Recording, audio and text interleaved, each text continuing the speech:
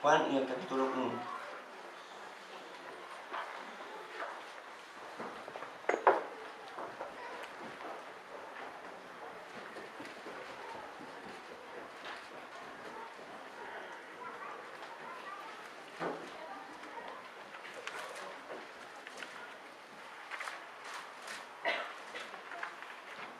Juan y el capítulo 1.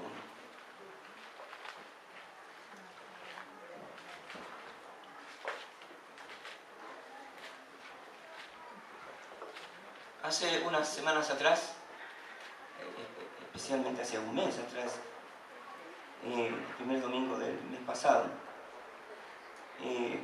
comenzamos a hablar del Evangelio de Juan.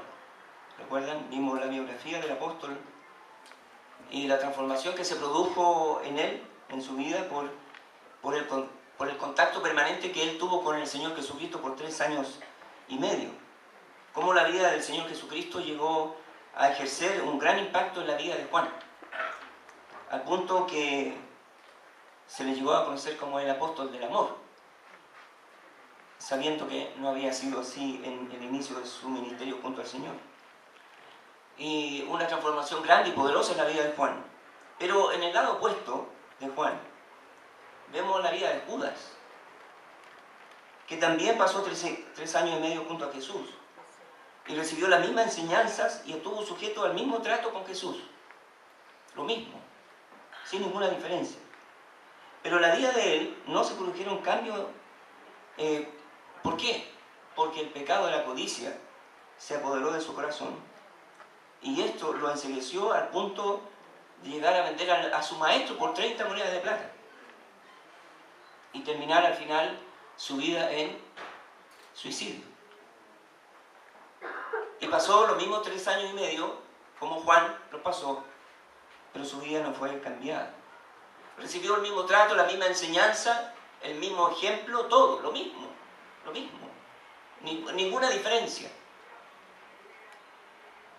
Y en su vida no ocurrió absolutamente nada. Hebreos capítulo 6, versículos 7 y 8 dice: porque la tierra que bebe la lluvia, que muchas veces cae sobre ella y produce hierba provechosa a aquellos por los cuales es labrada, recibe bendición de Dios. Pero la que produce espinos y abrojos es reprobada, está próxima a ser maldecida, y su fin es el ser quemada. Lo dice el escritor de Hebreos. La misma lluvia que en un terreno produce hierba provechosa, en el otro produce espinos y abrojos. No está el problema en la lluvia, sino está el problema en la tierra, en el corazón. La misma lluvia de la palabra de Dios que cayó sobre Juan y produjo buenos resultados, pero la misma lluvia no hizo el efecto en Judas. No por la palabra en sí, sino por la disposición de Judas, de no humillarse ante la palabra de Dios. Y eso pasó en la vida de Judas y pasó en la vida de Juan. Cada uno de nosotros, cada semana, venimos y somos expuestos a la palabra de Dios. Y la palabra de Dios como lluvia cae y riega nuestro corazón. Pero es interesante que así como Juan y Judas, esa misma palabra, esa misma lluvia, esa misma semilla que se siembra en todos nuestros corazones, no da el mismo resultado en cada uno de nuestros corazones. Y no es el problema de la lluvia, ni la palabra, ni la semilla, ni en el que entrega la semilla, porque no es el problema ahí. Es el problema en el corazón. Es el problema en mi vida, en mi interior. Ahí está la causa. Que en nuestra vida, cada vez que seamos expuestos a la palabra de Dios, la verdad que esta nos cambie, nos transforme más a la imagen del Señor. Dios le concedió a Juan el privilegio de escribir uno de los 4 evangelios que narran la vida y la obra de Jesucristo. Cada uno de los escritores de los evangelios hacen un énfasis diferente en la vida de Jesús y en el ministerio del Señor Jesucristo. Por ejemplo, Mateo en su evangelio escribe y presenta a Jesús de Nazaret como el Mesías, el Rey de los judíos. En cambio, Marcos presenta a Jesús como el siervo sufriente, el siervo del Señor. Lucas presenta a Jesús como el Hijo del Hombre, enfatizando la humanidad de Jesucristo. Aquel hombre que vino a buscar y salvar lo que se había perdido. Pero en cambio Juan hace su énfasis en presentar y destacar la divinidad de Jesús. Jesús es el Cristo. Estas cosas se han escrito para que creáis que Jesús es el Hijo de Dios y para que creyendo tengáis vida en su nombre. Jesús es el Hijo de Dios. Jesús es el Cristo. Y ese es el énfasis que hace Juan en la vida del Señor Jesucristo. Los evangelios, si usted se ha dado cuenta en su lectura, los evangelios comienzan de manera distinta unos de otros. De manera diferente. Por ejemplo, Mateo comienza relatando de la humanidad de Jesús su genealogía. Y esta genealogía comienza desde Abraham hasta el día del Señor Jesús, hasta Jesucristo. Marcos, por ejemplo, comienza a hablar de Jesús desde el momento que fue bautizado por Juan en el río Jordán. Ahí comienza Marcos hablando de Jesús y de su ministerio. En cambio, Lucas comienza relatando el anuncio que hace el ángel Gabriel a la Virgen María, de que ella concebiría en su vientre de manera sobrenatural por obra del Espíritu Santo, y que ese ser que iban a ser era Jesús, el Hijo del Altísimo, el Salvador del mundo. Pero Juan, a diferencia de los otros evangelistas, comienza hablando en su evangelio de la existencia eterna de Cristo. Él se extiende aún más allá, antes del comienzo de todas las cosas, desde la eternidad pasada. Los evangelios nos relatan y dan a conocer la obra y la persona de Jesucristo. Y lo que tú y yo necesitamos por sobre todas las cosas, es una sola cosa. Y es conocer a Jesús en realidad. Conocerle a Él realmente. Jesús es la persona más extraordinaria que ha vivido entre los hombres. Y tú y yo necesitamos conocerlo. Necesitamos caminar con Él. Necesitamos oírle, poner atención a lo que Él está diciendo. Y debemos llegar al punto como aquellos discípulos que iban camino a Maús y que Jesús les sale al encuentro. Y que luego de haber estado y caminado con Jesús, ellos decían, nuestros corazones ardían cuando Él nos abría las Escrituras. Hoy vamos a continuar hablando del Evangelio de Juan, y vamos a caminar al lado de Él, vamos a ver su vida, su obra, su ministerio, lo que Él hizo, el Jesús que nos presenta Juan. Y el tema que siempre debe sobresalir en medio de su iglesia es una sola: Cristo y nada más que Jesús. Es el tema más importante de todos, el tema sobresaliente de todos. Pablo dijo ahí en 1 Corintios 2:2: pues me propuse no saber entre vosotros cosa alguna sino a Jesucristo y a este crucificado. Que el tema central sea Jesucristo. Necesitamos conocerlo bien a Jesús y despejar de nuestra mente la imagen del Jesús que nos hemos forjado. Y probablemente nosotros que estamos aquí esta noche hablamos de Jesús, pero a veces el Jesús que tenemos en nuestra mente, el Jesús que nos hemos forjado, quizás es distinto del Jesús de la Biblia. Y a veces nos hemos forjado esa imagen de Jesús por nuestras propias conclusiones, por nuestras reflexiones, por las circunstancias que hemos vivido, y que a veces difieren del Jesús de la Biblia. A veces el Jesús que nos hemos forjado, la imagen que nos hemos forjado de Él, es el Jesús que guarda silencio y nada dice. Es el Jesús que solo observa, nada más. Es el Jesús que solo está dispuesto a ayudarnos, pero no a confrontarnos. Un Jesús sin autoridad y sin señorío. Es el Jesús que es mi copiloto. Es el Jesús de la calcomanía en el vehículo, pero no en mi corazón. El Jesús que hace la vista gorda al pecado en nuestra vida. El Jesús que lo consideramos a un cómplice de nuestros pecados. Siempre recuerdo, hermano que nos contaba la experiencia de un hombre que se pasaba la luz roja y mientras pasaba la luz roja decía, no sé si me acuerdo bien, decía, en el nombre de Jesús. Nos reímos. Pero ¿sabe? Eso muestra una sola cosa, que no conocemos a Jesús. El Jesús que nos hemos forjado es distinto del de la Biblia. Dice Tito, profesan conocer a Dios, pero con los hechos lo niegan, siendo abominables y rebeldes, reprobados en cuanto a toda buena obra. Pero el verdadero Jesús es aquel que es Señor, que es amo, que es dueño de todo y de tu vida también. Y que gracias solo a Él es que puede vivir un día más. Necesitamos conocerlo en verdad, necesitamos conocerlo en realidad, verlo como en realidad Él es. ¿Lo conoces?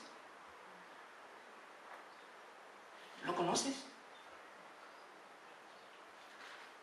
Algunos llegan a tener solo una relación más bien eterna con Jesús. Una relación religiosa.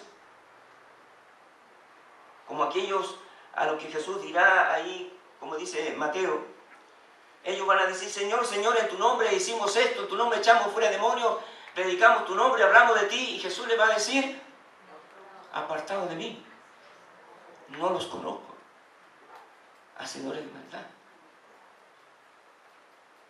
Necesitamos tener una relación interna con Él, de intimidad, genuina, una relación verdadera.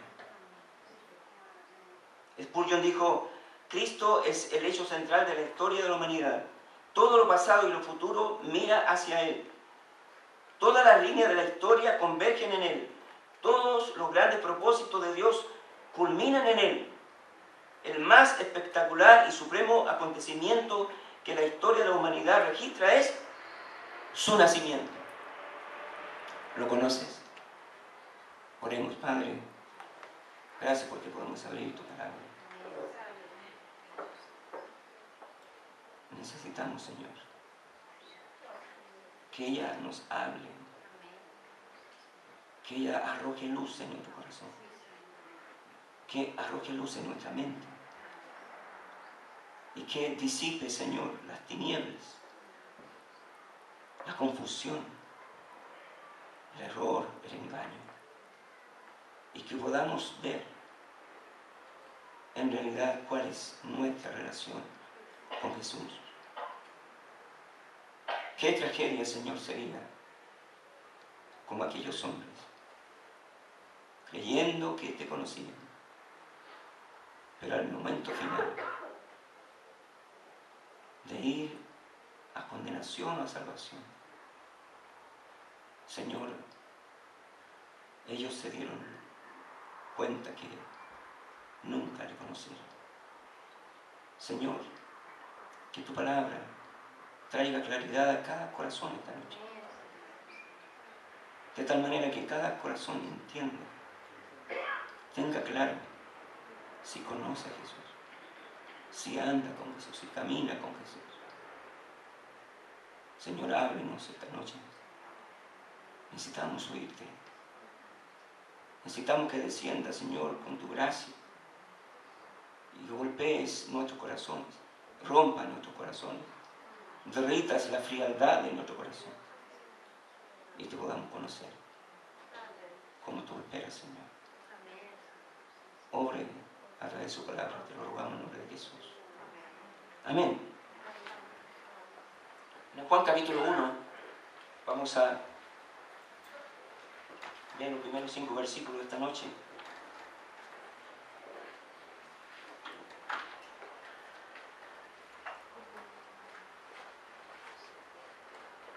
Juan, como decía recién, comienza su evangelio destacando y declarando y certificando la deidad de Jesucristo. Interesante que Juan comienza como Génesis 1:1. Dice Génesis 1:1, en el principio creó Dios. No empieza a argumentar, a decir, a dar pruebas, él solamente declara y dice, en el principio creó Dios. Declaración enfática, dogmática. Y Juan dice, en el principio era el Verbo, y el Verbo era con Dios, y el Verbo era Dios. Juan está declarando que Jesucristo es Dios, su divinidad. En el principio, dice la palabra, habla desde el momento cuando todo vino a la existencia. En el principio creó Dios los cielos y la tierra. Y en ese principio, en el día de la creación de todas las cosas, en ese momento dice la palabra que el verbo, el logos, la palabra, el concepto era. Es decir, antes que comenzara todo a ser creado, el verbo ya existía, era. No vino la existencia de la creación, sino que el verbo era aparte de la creación. El logos, el verbo, él es la causa incausada. Y un niño preguntará, bueno, ¿y quién? Bueno, Dios creó todas las cosas, pero ¿quién creó a Dios? A los niños hacen esa pregunta, ¿no? Así que si un día un niño, su hijo pequeño le hace la pregunta, ponga atención para que sepa cómo responder. A Dios nadie lo creó. Él es autoexistente. Él existe por sí mismo, es la aceidad de Dios, la eternidad de Dios. A Él nadie lo creó. Él es la causa de todas las cosas, pero es una causa incausada, que a Él nadie lo causó. Él existe por sí mismo. Por eso, cuando Dios se revela a Moisés, y Moisés pregunta, ¿y en el nombre de quién voy a ir? ¿En el nombre de quién me voy a presentar al pueblo? ¿Y qué le dice Dios? Yo soy el que soy. Yo soy el que soy. O sea, mostrando la eternidad de Dios. Que Dios no tuvo un comienzo ni tendrá un fin. Que Él existe por sí mismo. ¿Saben? No es que el ser humano se vio en la necesidad de crear a Dios para tener, como dice la gente, los ateos. Dice, no es que el ser humano, dice, se dio la necesidad de crear a Dios para tener paz mental, satisfacer sus necesidades y cumplir sus deseos. Y el hombre creó a Dios. Pero ¿sabes? Dios existe por sí mismo. Y aunque el mundo entero se ponga de acuerdo y declaren la no existencia de Dios, aunque todo el mundo se ponga de acuerdo y diga, no existe Dios, Él no va a dejar de existir. Porque Él es el de siempre. Mostrando su inmutabilidad. Que en Él nunca habrá ningún tipo de variación y por lo tanto digno de toda confianza. Jesús muchas veces se refirió a sí mismo también con ese nombre como el yo soy. ¿Recuerdan? Él dijo, yo soy el buen pastor. Yo soy el pan de vida. Yo soy el camino, la verdad y la vida. Yo soy la resurrección. Yo soy, yo soy, yo soy. El logos, el verbo, existía por sí mismo. No tuvo un comienzo, ya existía. Él es eterno. Por eso Jesús dice el escritor de Hebreos, Jesús es el mismo ayer y hoy y por los siglos. No hay manera de explicar coherentemente la existencia de todas las cosas, sino solo por la verdad de la eternidad, del logos, de la palabra. algo eterno, sin principio ni fin. Es lo que dio existencia a lo que vemos. En el principio era el verbo, y dice, y el verbo era con Dios. El Logos, la palabra, estaba con Dios, estaba cara a cara con Dios, pero era diferente de Él. Esto nos habla de la Trinidad, un solo Dios en tres personas. Y el verbo, la palabra, es la segunda persona de la Trinidad, el Cristo, el Hijo. Los unicistas, los solo Jesús, no creen en la Trinidad. Ellos dicen que hay un solo Dios y una sola persona. Y que dependiendo de las circunstancias, Dios en algunas oportunidades es Padre, en otras es Hijo y en otras oportunidades es Espíritu Santo. De esa manera explican Dios Padre, Dios Hijo y Dios Espíritu Santo. Pero hay un problema. ¿Cómo ellos pueden explicar el momento en que Jesús fue bautizado? Si la Trinidad ahí en ese momento estuvo junta, o sea, manifestándose juntos. La voz que apareció, la voz del Padre, decía, este es mi Hijo. Jesús estaba siendo bautizado y el Espíritu Santo descendiendo como paloma. El verbo era con Dios y el verbo era Dios.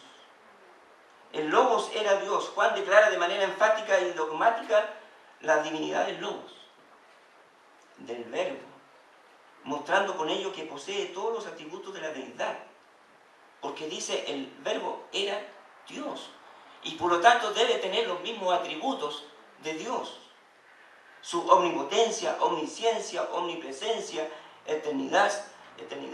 El Logos es Dios. Filipenses, en el capítulo 2, versículos 5 y 6, Pablo dice así, Filipenses capítulo 2, versículos 5 y 6: haya pues en vosotros este sentir que hubo también en Cristo Jesús, el cual, siendo en forma de Dios, no estimó el ser igual a Dios como cosa a que aferrarse. Siendo igual a Dios, no estimó el ser igual a Dios. Y en Colosenses capítulo 2 y el versículo 9 dice así, Colosenses 2:9: porque en Él habita corporalmente toda la plenitud de la deidad. En Él habita corporalmente toda la plenitud de la deidad. El verbo era Dios. Luego dice el versículo 2 de Juan capítulo 1: este era en el principio con Dios. Era en el principio con Dios. Compartía la eternidad. El verbo, el Logos, el Cristo, Dios, el Padre, el Espíritu Santo compartían la eternidad. En el principio era con Dios. Eran y son coeternos, coiguales, coexistentes. El verbo era Dios. Y luego agrega en el versículo 3: todas las cosas por Él fueron hechas y sin Él nada de lo que ha sido hecho fue hecho. Todas las cosas por Él fueron hechas. El Logos, el verbo, es el agente creador. Génesis 1:1, vuelvo a reiterar, en el principio creó Dios los cielos y la tierra. Dios creando, y el Espíritu, el verbo, el Cristo, es el agente que produce, que crea. Allí en el Salmo 33, versículo 6,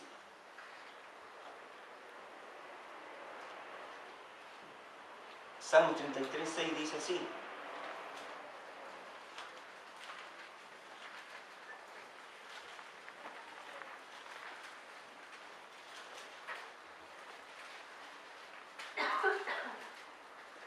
por la palabra de Jehová fueron hechos los cielos, y todo el ejército de ellos por el aliento de su boca. Por la palabra. Dios creó, Dios dijo, sea, salió el verbo, el logo, ejecutó y se hizo, creó todo lo que existe. Todas las cosas por Él fueron hechas. No existía y llegó a existir. Y luego dice, y sin Él nada de lo que ha sido hecho fue hecho.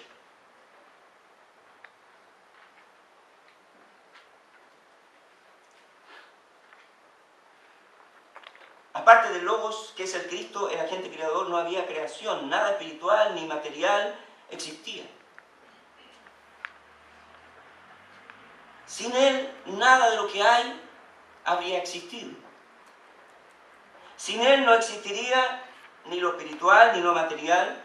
Sin Él no existiría lo visible, lo invisible. Sin Él no existiría el universo, no existiría el tiempo, no existiría la materia, no existiría el espacio, no existiría absolutamente nada de lo que existe. Nada. Colosenses 1, 16 y 17 dice así. Colosenses 1, 16 y 17. Porque en Él fueron creadas todas las cosas, las que hay en los cielos y las que hay en la tierra, visibles e invisibles, sean tronos, sean dominios, sean principados, sean potestades. Todo fue creado por medio de Él y para Él. Y Él es antes de todas las cosas, y todas las cosas en Él subsisten. Y sabe, gracias a Dios, el mundo estaba preocupado de que el sol se va a acabar. Se nos va a acabar el sol, el calor, la luz. ¿Qué se nos va a acabar esto? ¿Se nos va a acabar lo otro? ¿Salvemos el planeta Tierra? Pero ¿sabe? Dios, el verbo, el Logos, sustenta su creación. Él la cuida. Así que usted no vaya a caer en la desesperación. ¿Y qué vamos a hacer mañana? ¿Qué agua le vamos a dejar a nuestros nietos? No es así. Él sustenta su creación. Él la creó y Él la sustenta. Sin Él nada de lo que ha sido hecho fue hecho. Nada. La necedad del hombre le lleva a decir, no hay Dios. Y atribuye la existencia de las cosas a la casualidad. Si usted se pone a averiguar qué piensan los científicos en cuanto a la creación, se van a dar cuenta que ellos tienen más fe en sus teorías que a veces la fe que nosotros tenemos en la palabra de Dios. Porque para sustentar lo que ellos creen y creer lo que ellos creen, hay que tener fe.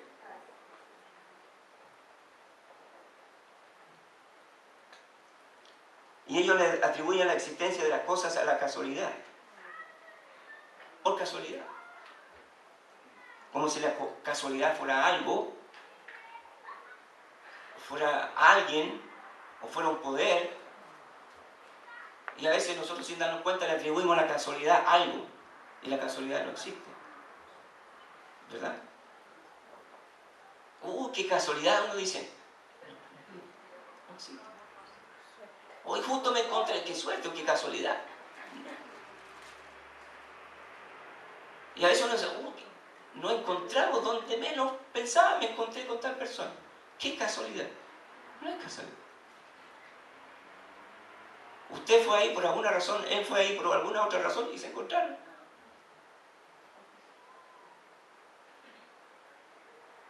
Y ellos le atribuyen al azar y lo llaman ellos la generación espontánea, la autocreación. Ellos dicen, no era y llegó a ser. No existía y existió. Y ellos mismos contradicen los postulados de la ciencia, que la ciencia dice que de la nada, nada viene. De la nada, nada viene. Contradice la lógica que dice que una cosa no puede ser y al mismo tiempo ser. Una cosa no puede ser y al mismo tiempo ser. O sea, no era, pero llegó a ser. Y ahí afirman ciertas sus convicciones de la creación, de generación espontánea, al azar, etc. O el Big Bang, más conocido. Ellos hablan de una explosión, pero nadie dice qué había antes, quién creó todo lo que había.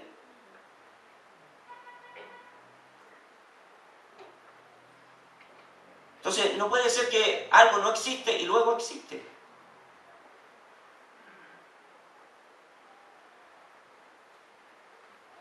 Además de la ley de causa y efecto, que dice que todo efecto tiene ¿qué?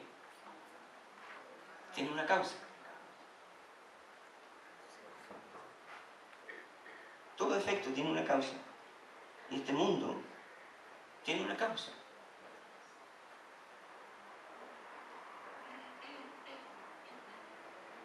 La única respuesta creíble, la única respuesta plausible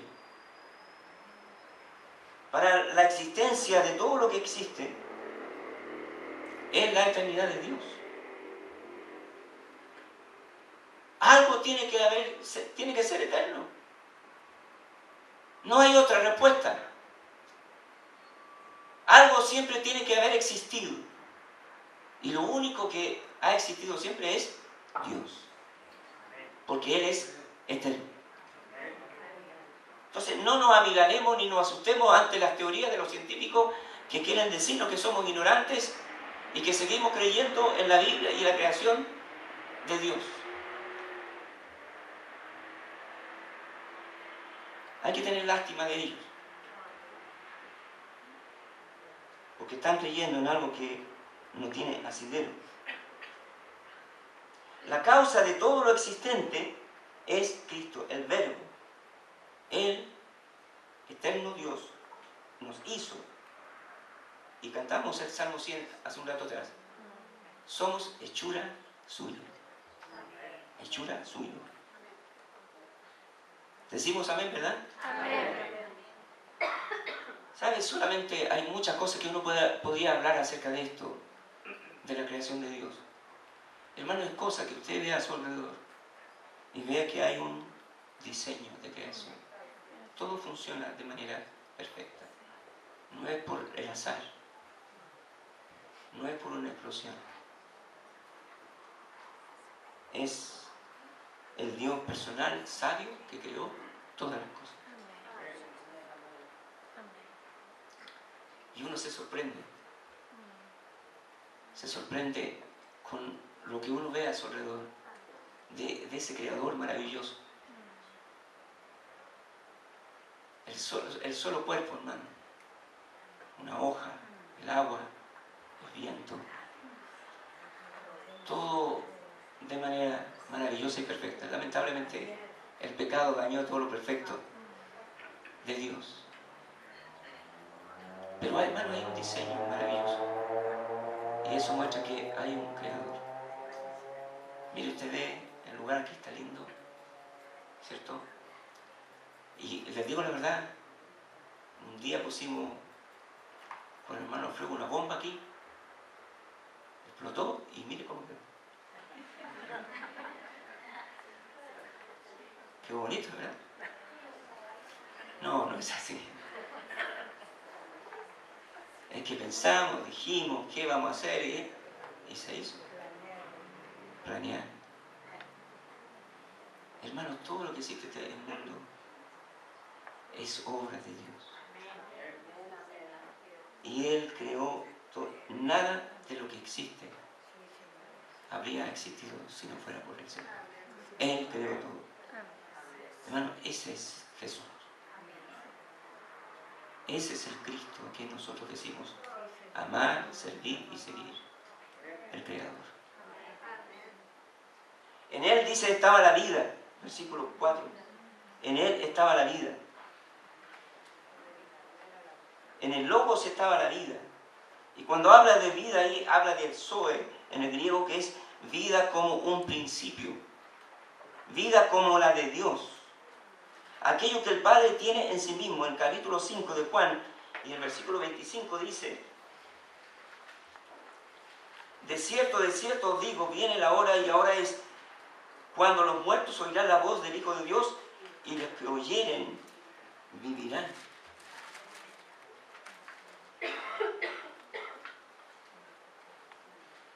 Vida como la de Dios.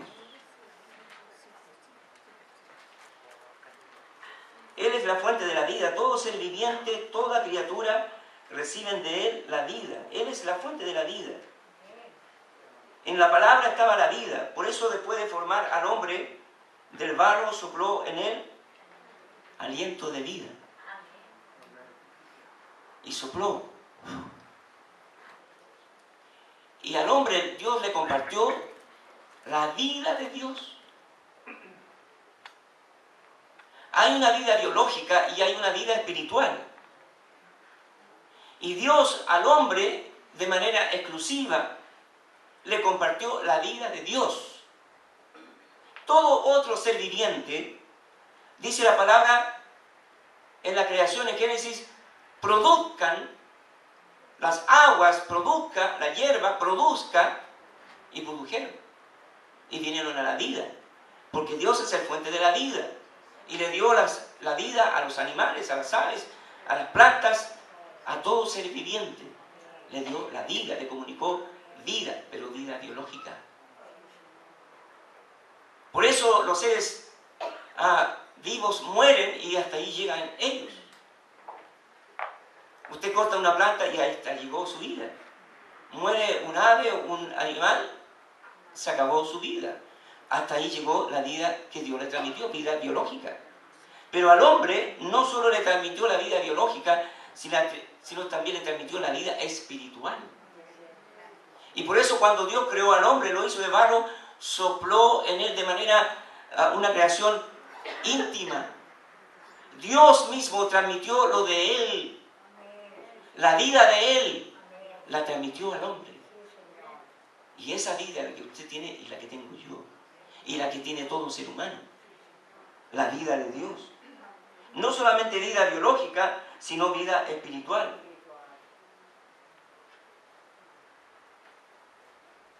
Pero el hombre puede morir, a diferencia de los animales y de todo otro ser viviente, el hombre puede morir biológicamente y muere su cuerpo. Pero no muere espiritualmente. No muere espiritualmente. El hombre va a vivir eternamente porque es la vida de Dios que le comunicó. Y Dios es eterno. Y el hombre va a vivir eternamente. No es que de esta vida no hay otra, como dice el mundo. No es que hasta aquí llegamos y todo se acabó. No es así, no es verdad. La vida espiritual va a seguir o en condenación eterna o en vida eterna. Pero el hombre, su vida espiritual no va a morir. La pregunta es, ¿dónde va a ir usted? ¿Dónde va a ir su alma después de morir? Y dice el versículo 5, la segunda parte del versículo 4, y la vida era la luz de los hombres.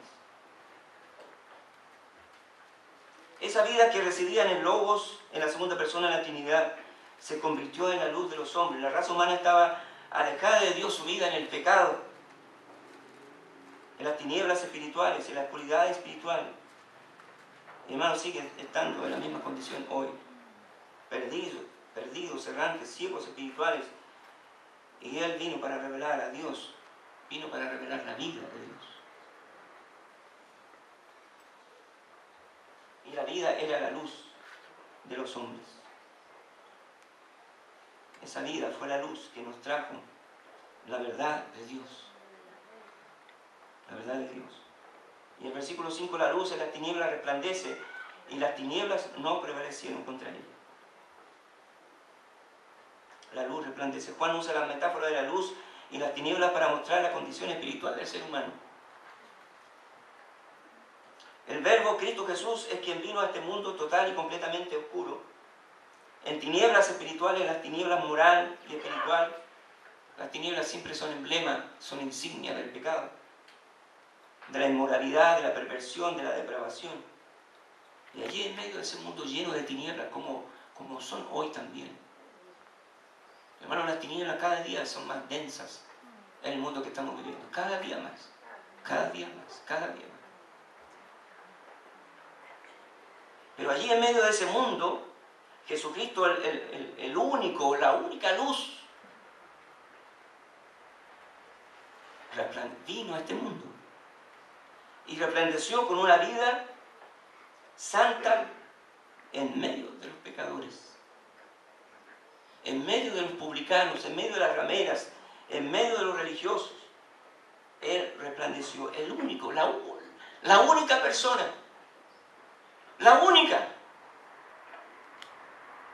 En un mundo atestado de inmoralidad, de perversión, la luz que es Cristo brilló.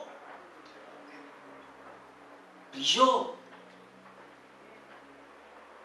Sin pecado, puro, santo, limpio, sin mancha, aún que estuvo en medio de los pecadores. Siempre resplandeció. Puro, limpio, santo, sin mancha. A pesar de estar en un medio de un mundo así. Ese es nuestro Cristo. Ese es el Jesús de la Biblia. Ese es el Jesús quien seguimos. Y dice, y las tinieblas no prevalecieron contra ellos. No pudieron apagar, no pudieron sofocar su luz brillante, ni su santidad, ni su perfección. Las tinieblas no pudieron vencerla. El pecado no lo pudo dañar. No pudieron destruir ni dañar el testimonio de Jesús. Hermano, era el único.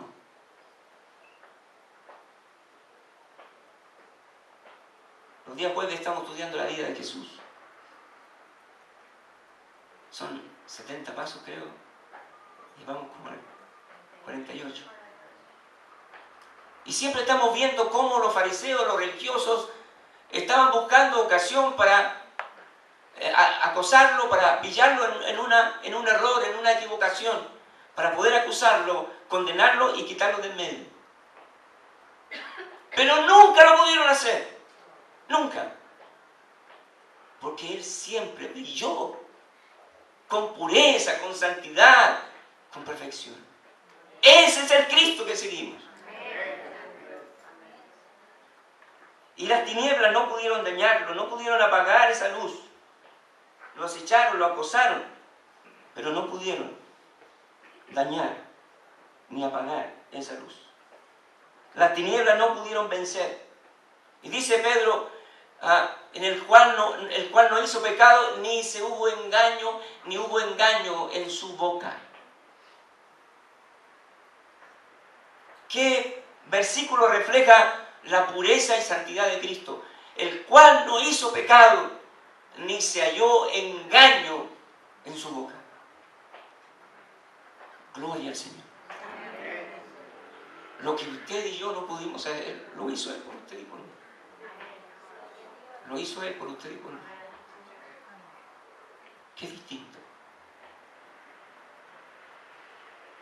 Ni se halló engaño en el hermano. Mucho engaño. Pecado, mucho pecado. Hay uno solo, Jesucristo. Las tinieblas no pudieron vencer la luz. Hermanos, las tinieblas nunca van a poder vencer a la luz. Cuando llega la luz, las tinieblas huyen, desaparecen. Y el Cristo vino a este mundo. Las tinieblas que vivimos hoy en día, el ateísmo, el humanismo, el liberalismo, el agnosticismo, el relativismo moral que vivimos en estos días, lo único que buscan borrar de tu corazón, la verdad. La luz de la verdad. Te quieren hacer dudar de la palabra de Dios. Te quieren hacer dudar de la infalibilidad e inerrancia de la Escritura. Buscan hacerte dudar de tu fe en Dios, de tu fe en la palabra. No permitas, hermano, que las tinieblas prevalezcan en tu vida.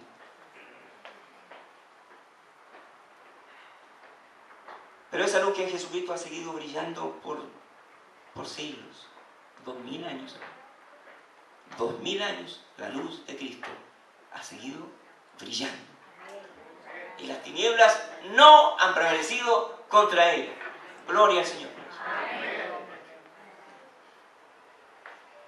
Porque las tinieblas, por más densas que pueden ser, nunca, nunca, nunca, pero nunca van a poder apagar la luz de Cristo.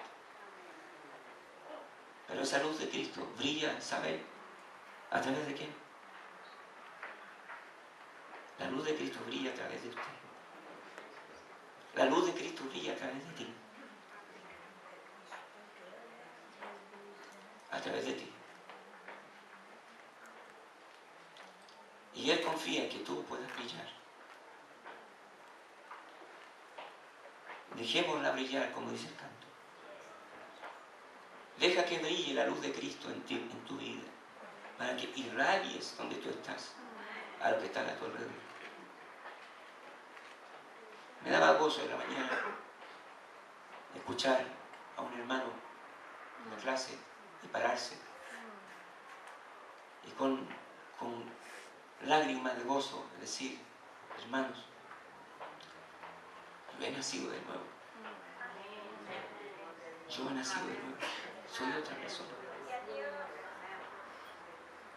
Y Él brilla. Y su ejemplo, su testimonio de lo que fue. Pero tinieblas, tinieblas. Ahora es luz. Luz que brilla. ¿Sabe? Cristo por 2000 años ha seguido brillando a través de su iglesia. A través de su iglesia. Y a través de ti y de mí.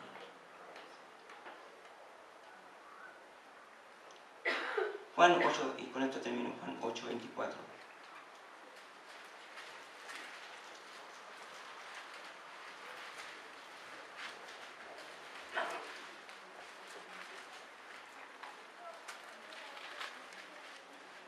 Dice Jesús: por eso os dije que moriréis en vuestros pecados, porque si no creéis que yo soy, en vuestros pecados moriréis.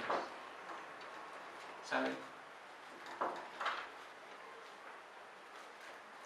A menos que usted crea lo que la Biblia dice acerca de Jesucristo, de que Él es el Verbo, que Él es eterno, que es el Creador, que Él fue la luz que vino a este mundo, nació de la Virgen María, vivió santamente, murió en la cruz del Calvario, resucitó al tercer día y Él es su Salvador y Él es el Salvador. A menos que usted crea eso, si usted no lo cree, usted va a morir en sus pecados a condenación. Pero si usted cree eso, si cree, usted va a encontrar salvación y perdón de pecados. Juan 1:12 dice: mas a todos los que recibieron, a los que creen en su nombre, les dio potestad de ser hechos hijos de Dios. Mi pregunta para terminar es: ¿cree usted? ¿Cree en ese Cristo, en ese Jesús de la Biblia? ¿Cree? Oremos. Padre, gracias por tu palabra esta tarde. Gracias porque entendemos, Señor, de dónde nosotros venimos. Y también entendemos a través de tu palabra a dónde vamos. Señor, gracias porque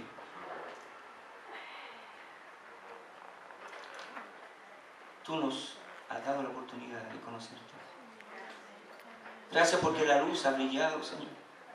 Y el Evangelio se ha hablado y ha resplandecido. Y por tu gracia y misericordia te hemos podido conocer. Señor, yo no sé esta noche si hay alguien que a lo mejor ha tenido contigo una relación religiosa, pero no una relación de intimidad contigo. Solo tú sabes y conoces el corazón. Y yo quiero preguntarle a usted esta noche: ¿usted está completamente segura de haber creído en Jesucristo, el Cristo que enseña la Biblia, y que usted ha creído en Él y ha depositado su confianza en Él para el perdón de sus pecados y la salvación de su alma? ¿Usted ha creído eso? ¿Ha hecho esa profesión de fe, de creer en Él, de verdad. Y que tiene esta noche la seguridad y la certeza de que si muere va a ir a vida eterna. ¿Tiene usted esa seguridad? Si usted la tiene, amén, gloria al Señor por eso. Pero si no la tiene,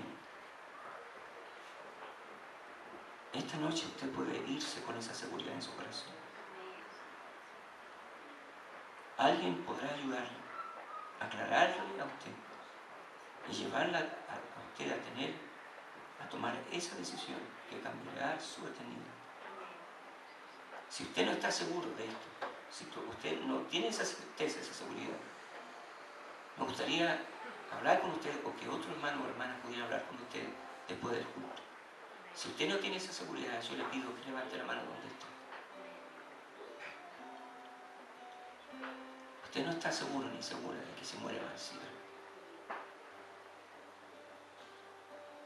¿Alguien todavía no tiene esa seguridad? Padre, gracias entonces por tu palabra. Por edificarnos, por exhortarnos, por desafiarnos.